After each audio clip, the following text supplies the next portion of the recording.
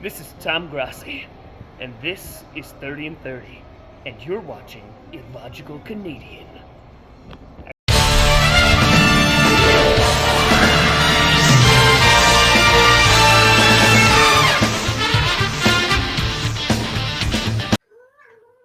Bonjour mes amis, je suis l'Illogical Canadien, and welcome to the very last week in review for the 2023 season. Damn shame the season had to come to an end, but alas, everything good has to come to an end at some point.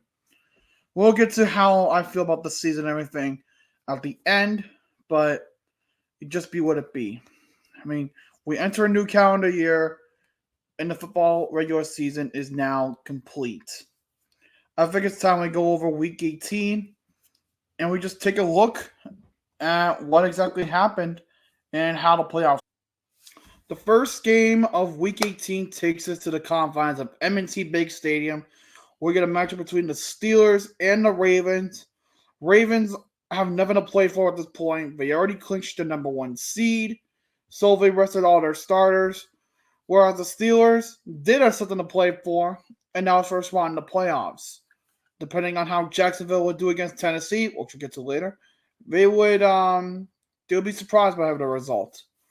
But the Steelers, Mason Rudolph, the red-nosed quarterback, went 18 for 20, 152 yards, and a touchdown. Najee Harris ran 26 times for 112 yards and a touchdown. Receiving, it was Deontay Johnson with 4 receptions for 89 yards and a touchdown.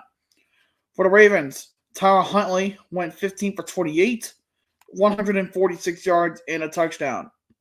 Gus Edwards ran 10 times for 48 yards, and Nelson Aguilar caught it 5 times for 39 yards. Steelers win 17-10, and with it, because of what happened in Jacksonville, which we'll get to after the Saturday night game, they will be very greatly rewarded. Congratulations, Steelers! You made the playoffs somehow. I don't know how the fuck you did it, but shut up. For right now, your seeding is not yet, exact because you still have to wait on a couple other factors. But what matters is you're in the playoffs. I guess because of how the Jacksonville Tennessee game went, which I'll get to in a little bit. You made it, and honestly, from Baltimore we go. We take the Mayflower Express, and we overnight ourselves to Indianapolis, Indiana. When we see the Colts hosting the Texans, stipulations here are pretty simple. You win, and you're in. You lose, you go home. That's all it is to it. These two actually put on a good game for us. So, I mean, there's really nothing to complain about if you're a fan of either team. Well, maybe if you're a Colts fan, maybe. The Texans, CJ Stroud went 20 for 26, 264 yards, and 2 touchdowns. Devin Singletary ran 24 times for 63 yards and a touchdown. Receiving is Nico Collins at 9 receptions, 195 yards, and a touchdown. God damn. For the Colts, Gardner Minshew went 13 for 24, 141 yards. Jonathan Taylor ran 30 times for 188 yards and a touchdown. Receiving, it was Josh Downs with 3 receptions for 48 yards. The Texans would go on to win 23-19. And Texans, again, you want something far greater. Congratulations, Houston. You're in the playoffs. I don't know how the fuck you guys managed to pull it out of your ass, but you managed to do it. They should do it in because of the game we're going to talk about. With Jacksonville falling to Tennessee, you managed to clinch the AFC South. Only thing is, you're kind of stuck into the 4th seed, and we'll have to be faced off against the Cleveland Browns. Ha! The Deshaun Watson Bowl just gets better and better.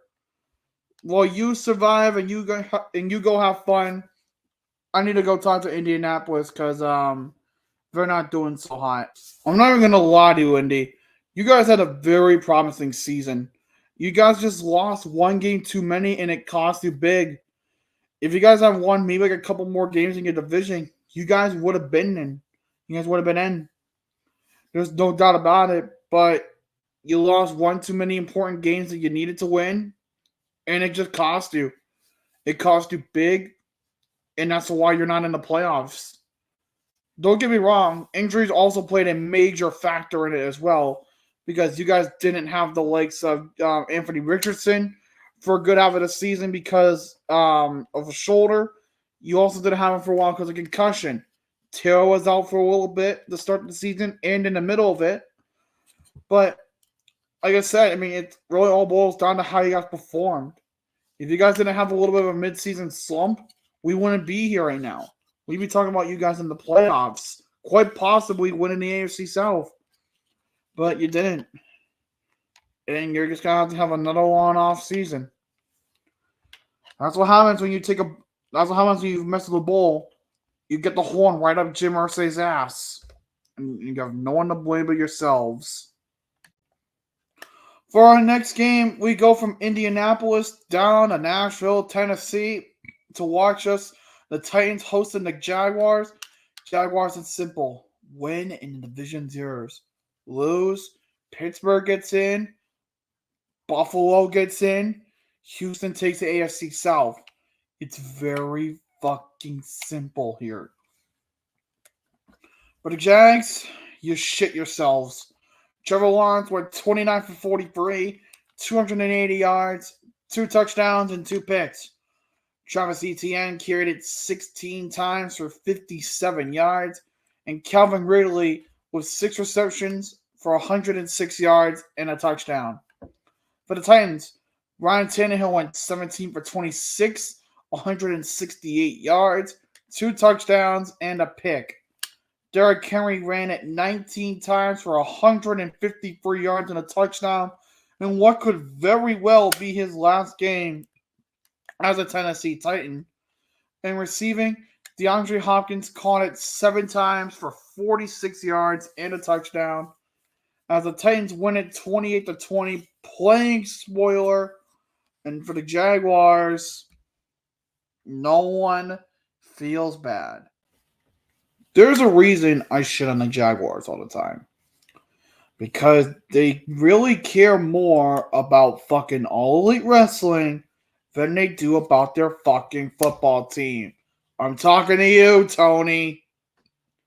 Sean, you kind of have a role in this too, because without Tony to really help give a shit about the team, you're just left with your thumbs up your fucking ass. Plain and simple, the team crashed around it, just like AEW did backstage. Ha! But seriously though, their team's a mess. An 8-2 start only to fucking wander it all away. You fucking blew it. And again, no one fucking feels bad for you, Jacksonville. You did it to yourselves. For our next matchup, we got the Detroit Lions taking on the Minnesota Vikings. Lions don't really have much to play for. For the Vikings, a win plus some other things to go their way gets them into the playoffs. But the question is, how do they fare out? Well, as it turns out, not so fucking good. For the Vikings, Nick Mullins went 30 for 44, 396 yards, 2 touchdowns, and 2 picks. Ty Chandler ran it 12 times for 69 nice yards and nothing else. Justin Jefferson for the receiving core caught it 12 times, 192 yards, and a touchdown. For the Lions, Jared Goff went 23 for 32, 320 yards, and 2 touchdowns. David Montgomery ran it 10 times for 40 yards and a touchdown. Receiving, Among Us St. Brown caught it 7 times, 144 yards, and a touchdown. Lions win 30-20. Vikings, what the fuck? Well. You just couldn't keep getting out of your own way now, could you? First it was a loss to the fucking Bears.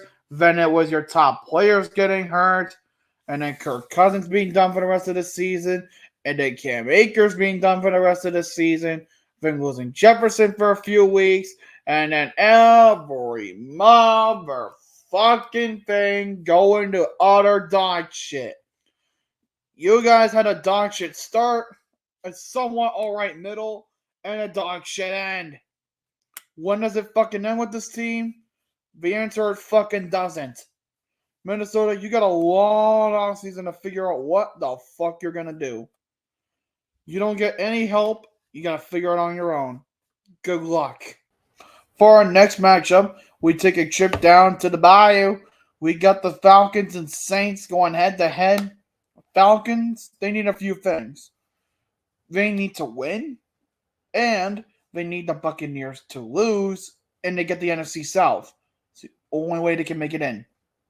For the Saints, same thing. They need a win, and they need the Buccaneers to lose to get the NFC South. But to get a wild card, they need to win and have both Seattle and Green Bay lose. Let's see what happens. For this game, it was just a complete and utter fucking humiliation of one team, while the other one just basically laughed their way to the bank. For the Falcons, the combined effort of Desmond Ridder and Logan Woodside, yeah, that's a fucking quarterback I never even heard of, combined went 25 for 34, 318 yards, 2 touchdowns, and 2 picks. Bijan Robinson carried it 11 times for 28 yards, as well as catching it 7 times for 103 yards and a touchdown. Pretty good. For the Saints, Derek Carr went 22 for 28, 264 yards, and 4 motherfucking touchdowns. Kendre Miller carried it 13 times for 74 yards and a touchdown.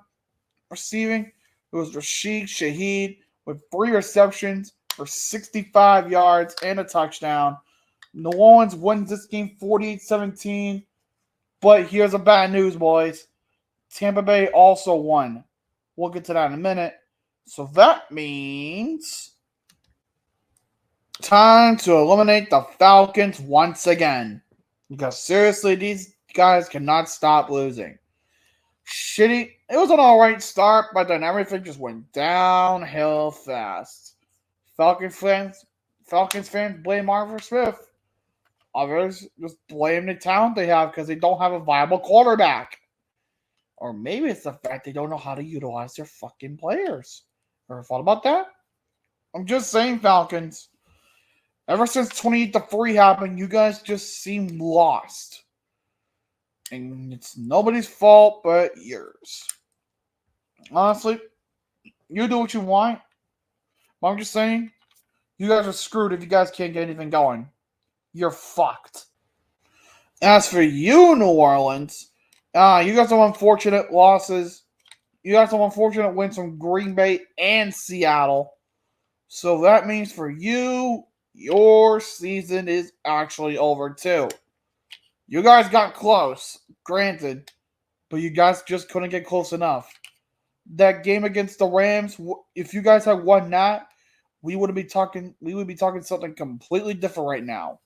But instead, you guys ate crawfish that was just fucking tainted. You know, it was on Bourbon Street. Take it out what you will. But enjoy your off season, I guess. I don't know how else you're going to go from here. For the next matchup, and a matchup that means absolutely fucking nothing, we got the Jets taking on the Patriots. I really don't even care about the Patriots season anymore. Thank God it's over. The Jets, Trevor Siemian went 8 for 20, 70 yards. Bryce Hall carried it 37 times for 178 yards and a touchdown. Receiving, Garrett Wilson caught it twice for 34 yards. For New England, Bailey Zappi went 12 for 30, 88 yards, 2 picks. Zeke Elliott carried it 13 times for 54 yards. And Joe Rager caught it once for 33 yards. Jets win 17-3, snapping their 15-game losing streak over New England. For the Pats, they locked themselves into a top 3 pick. I mean, I don't know what you guys expected. This game was played during a fucking winter storm, so I don't know exactly what you guys were expecting here. I'm just saying. For our next matchup, we go down to Carolina and watch the Buccaneers host the Panthers. This game sucked. Seriously, what the fuck was this game? This is probably one of the worst games I have ever fucking seen. Oh, my God, the fucking ineptitude. For the Bucks, Baker Mayfield went 20 for 32, 137 yards. Rashad White carried it 19 times for 75 yards, and Chris Godwin caught it 6 times for 51 yards. For the Panthers, Bryce Young went 11 for 18, 94 yards. Chuba Hubbard carried the ball 23 times for 83 yards, and DJ Chark Jr. caught it twice for 46 yards. Buccaneers win 9-0. In the sloppiest game of the entire week. You don't deserve this, Tampa Bay, but here you go. Congratulations, Tampa. Again, you don't deserve it, but you made it to the playoffs. Somehow with Baker Mayfield as your fucking quarterback. I really don't know how the fuck you made it here, but you guys realistically can't even make it past the fucking 4th seed anyway, so you're just stuck there. At least you made it to the playoffs, right, Tampa? I mean, just take it, I guess. For our next matchup, we just got the Battle of Ohio. Cleveland versus Cincinnati. This time in Southern Ohio.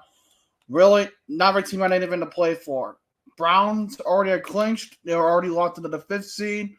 Bengals already were eliminated last week when they lost to Kansas City.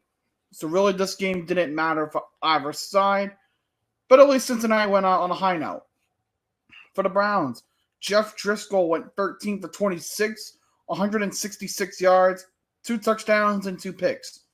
Pierre Strong Jr. carried it 14 times for 65 yards, and David Bell caught it 4 times for 66 yards and 2 touchdowns. Goddamn. For the Bengals, Jake Browning went 18 for 24, 156 yards, 3 touchdowns, and a pick. Joe Mixon carried it 14 times for 111 yards and a touchdown. And Chase Jones, I don't know his name, caught it 3 times for 49 yards. Bengals win this one 31-14. At least they end their season with a winning season, but alas, poor Bengals. And now we move on to the 4:30 games, starting with this one between the Green Bay Packers and the Chicago Bears. For the Packers, it was simple. Win and you're in. Lose and you go home. Simple enough as that. Bears had nothing to play for, so they really didn't even give a shit. Speaking of the Bears, Justin Fields went 11 for 16, 148 yards. Khalil Herbert ran 12 times for 28 yards, and DJ Moore caught it 4 times for 64 yards. For the Packers, Jordan Love went 27 for 32, 316 yards, and 2 touchdowns. Aaron Jones carried it 22 times for 111 yards, and Jaden Reed caught it 4 times for 112 yards. The Packers win 17-9, reasserting their dominance and ownership over the Chicago Bears, while in the process making it to the playoffs. I don't know how you did it, Green Bay. Despite all the adversity you faced the entire season, Jordan Love being your quarterback for the first time this entire year, he did just enough to get you guys into the playoffs. Seriously, I mean, it could have been a lot worse, but the same token, you guys survived. How the hell you did, I don't know. But regardless, I mean, you made it. That's all that matters. Congratulations, Packers. You won the NFC North. You won. You won. You made it to the playoffs.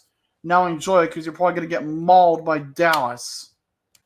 For our next matchup, we got the Dallas Cowboys taking on the Washington Commanders.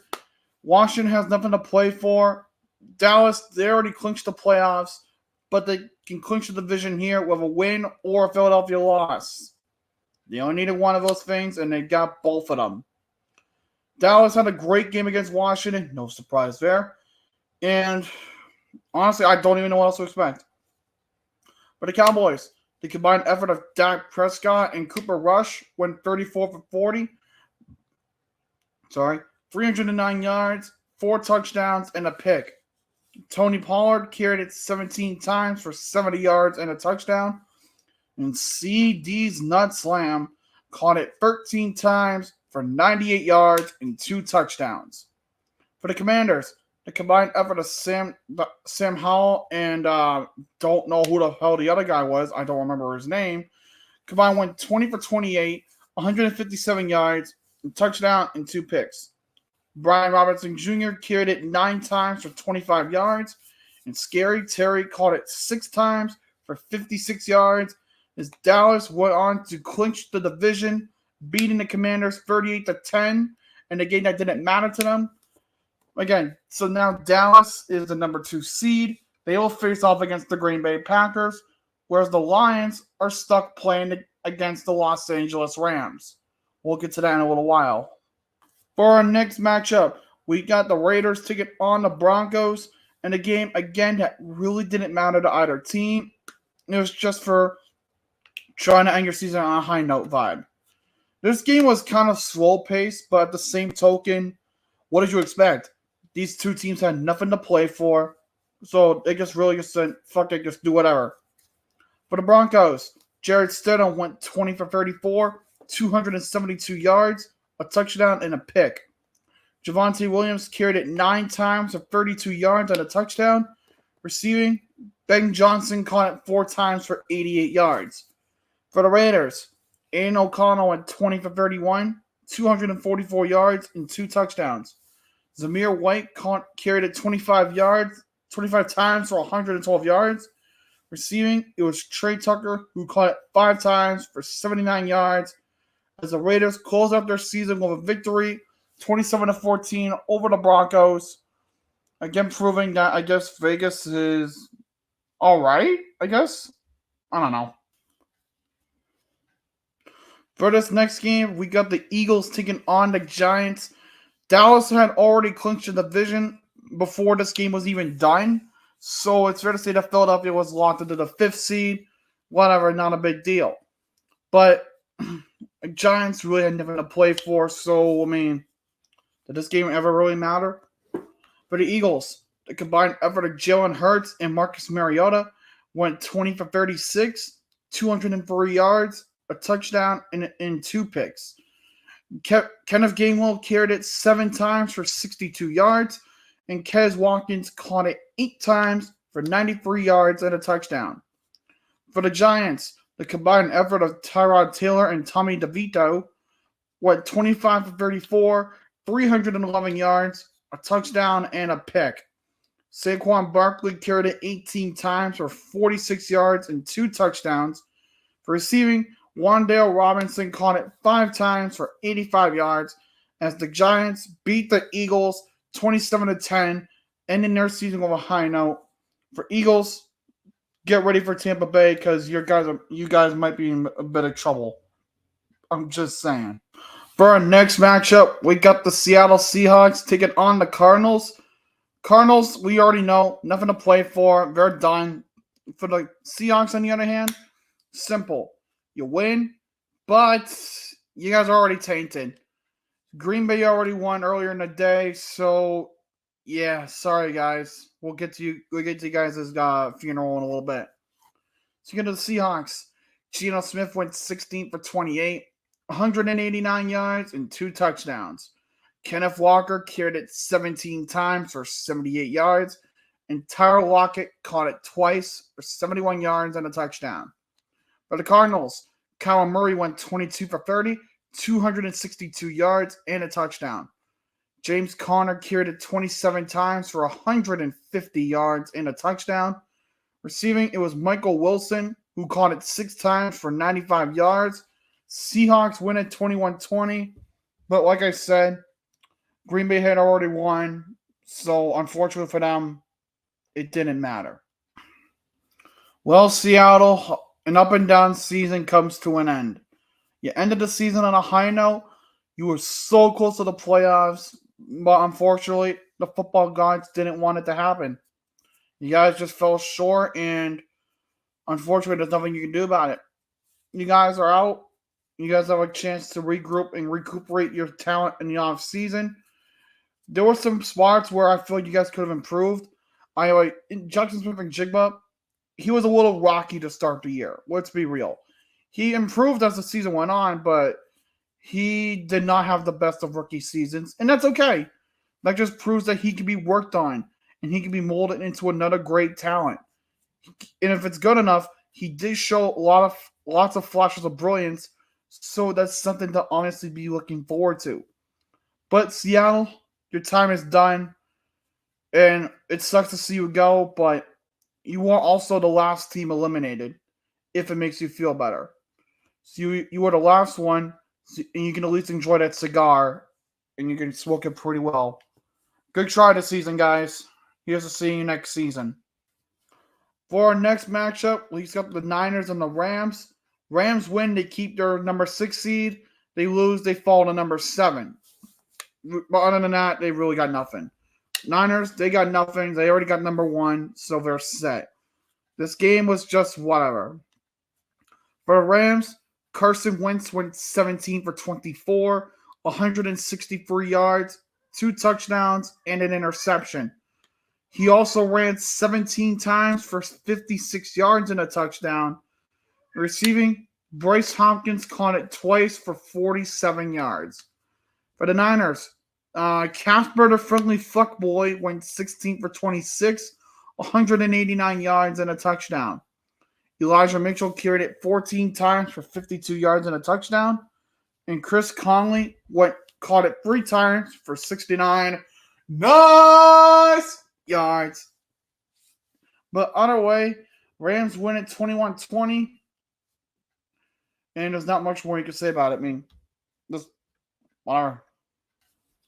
And for the last 4:30 game of the season, we got the Kansas City Chiefs taking on the Los Angeles Chargers. Really didn't mean anything for either team. It was just more so just for the fuck of it, because they had to play a game and they figured just get it out of the way now. But regardless, a matchup's a matchup, but this one had no meaning to it. For the Chiefs, Blaine fucking Gabbert went 15 for 30, 154 yards and an interception. Well, Michael Pirine, I didn't know there was a secondary Pirine brother in the league, carried it 21 times for 76 yards, and McCole Harmon caught it 6 times for 77 yards. For the Chargers, Easton Stick went 28 for 47, 258 yards. He also ran 13 times for 77 yards, and Donald Palm Jr. caught it 5 times for 83 yards as the Chiefs went on to beat the Chargers 13-12. Again, this game really didn't matter, so it's just a formality, I guess.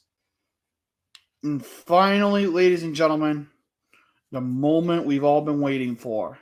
The last regular season game, and it's for the AFC East Championship. We got the Bills taking on the Dolphins. Winner takes the number 2 seed, and if Buffalo loses, they fall to number 7, and Pittsburgh goes to 6. For Miami, they win. They get the number 2 seed.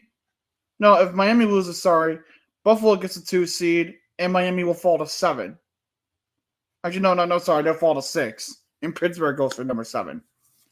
For the Bills, Josh Allen went 30 for 38, 359 yards, 2 touchdowns, and 2 picks.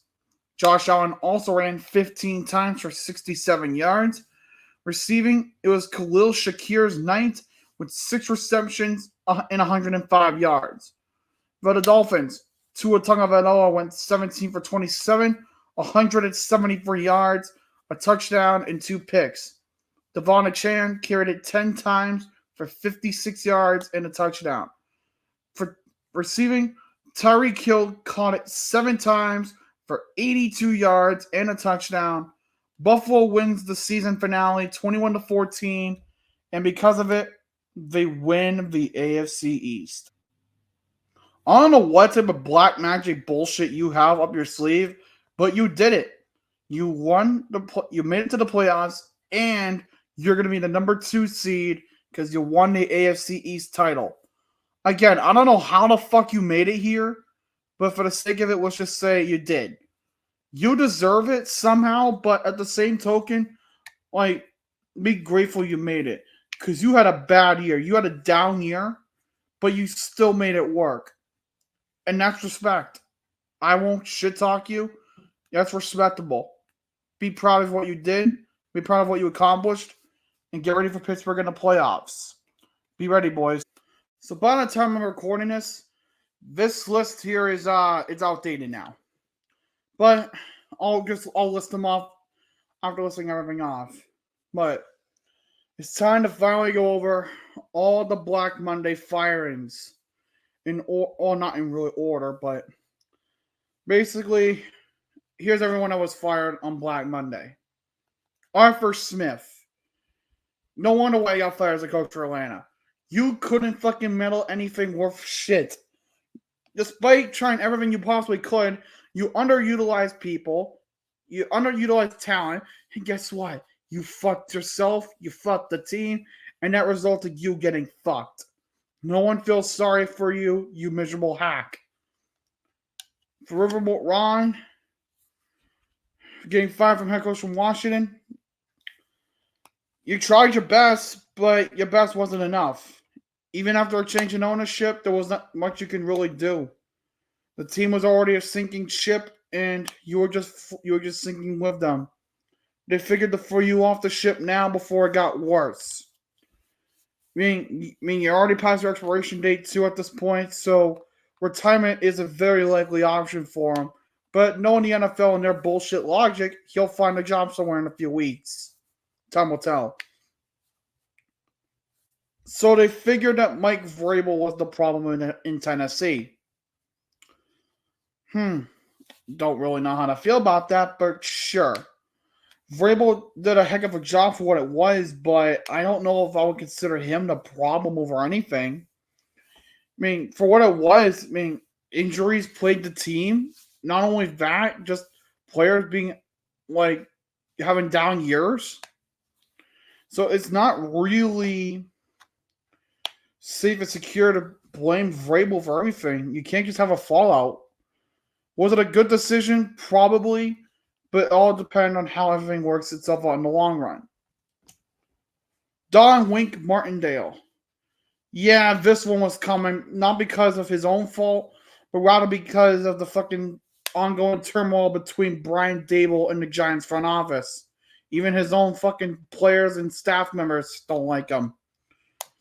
The team revolving around Dable is crumbling.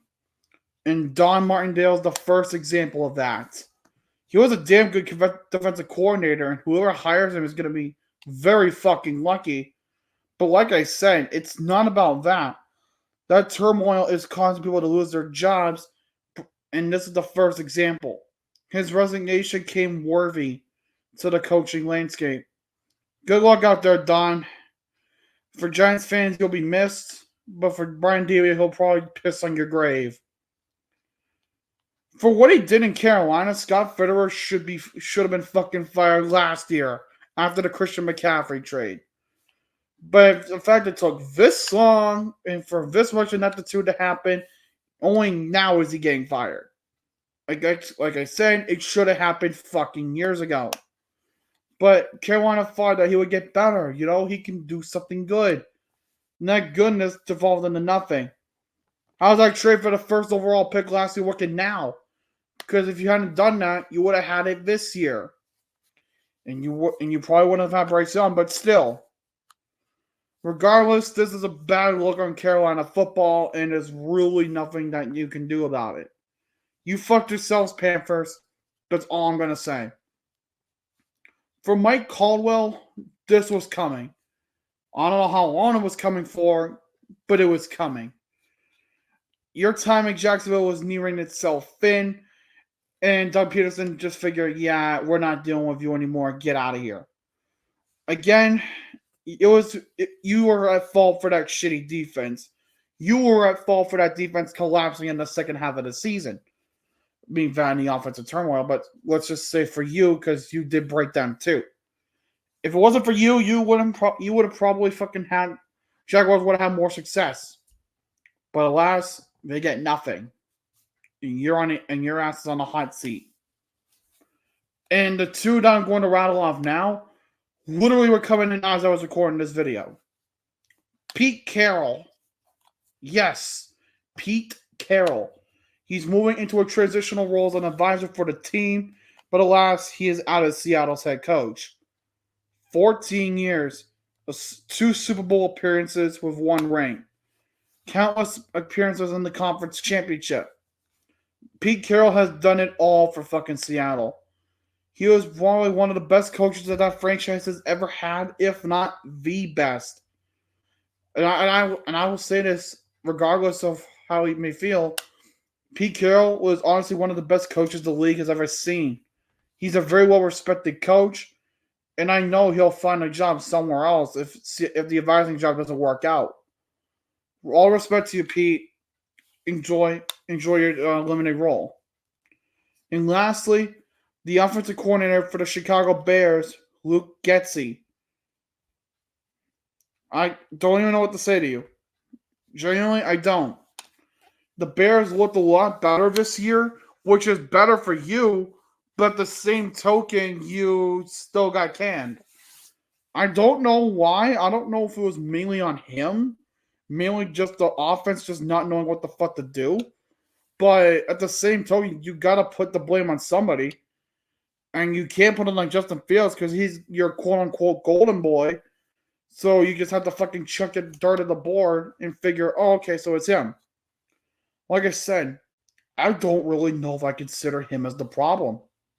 But for what it is, it's a start to something. But for what, no one really knows. And with that, the 2023 NFL regular season has come to an end. This is my second full season covering the NFL full time like that. And this season, I have greatly enhanced and altered how I do these style video. It's definitely a more of a hassle considering I have to input the stat lines and change the logos, but I had fun doing it. And with that said, I'm not doing this for the playoffs. I know the last couple of years I have been doing it for the playoffs, but this year I'm taking a step back. I'm going to work on my mental health a little bit and just get myself ready for the next season and focus on some other content for the time being. Like I said, I had a lot of fun doing it this year, as always, and I would not have it any other way. This is a great season full of endless amounts of chaos all around, and I wouldn't have it any other way. I mean, like I said, if I didn't have the fucking strength to go on some days, I would have just canned the series altogether. But for every one of you that came in, watched a week in review, not knowing what the fuck I was talking about, thank you. Thank you for giving me the time to show off some of my creativity with how I did this and and I apologize for the bullshit I had to put you guys through for each year. For each week because it was on a week-to-week basis with how I did it.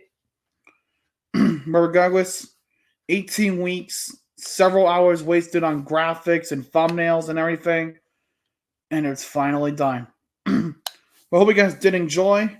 Join me tonight at 8 p.m. Eastern for the final fantasy football stream of the season, as well as join me tomorrow night because I will be streaming another NHL game. This time between the Toronto Maple Leafs and the New York Islanders. Hope you guys did enjoy this season finale of Week in Review. And if you did, leave a like.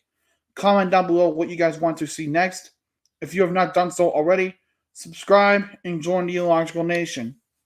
And for one final time for the Week in Review, je suis le Logique Canadien. Bonne nuit et au revoir.